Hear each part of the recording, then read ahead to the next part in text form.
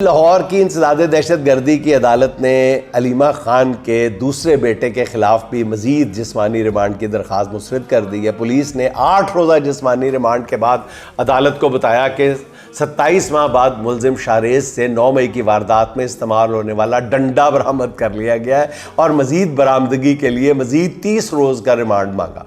दूसरी तरफ आज अदालत में अलीमा खान के बेटे शाहरेज खान के हक़ में 7 अफराद ने बयान हल्फी जमा करवाया कि 7 मई से 12 मई तक वो उनके साथ चित्राल ट्रिप पर थे, लाहौर वकूआ वाली जगह पर नहीं थे।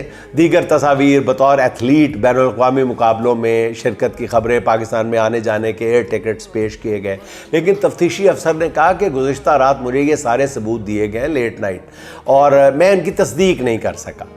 अदालत ने तफ्तीशी अफसर को इन दस्तावेज़ात की छानबीन करके चालान जमा कराने को हुक्म दिया और शाहरेज खान को जुडिशल कर दिया। अब चाहिए तो ये था कि बयान हल्फी और दस्तावेज़ देखने के बाद शाहरेज खान को मुकदमे से डिस्चार्ज कर दिया था, सीधा सीधा डिस्चार्ज का केस बनता था, मगर जज साहब काफ़ी परेशान दिखाई दे रहे थे। इससे ज़्यादा कुछ करना मेरा ख्याल उनके बस में भी नहीं था।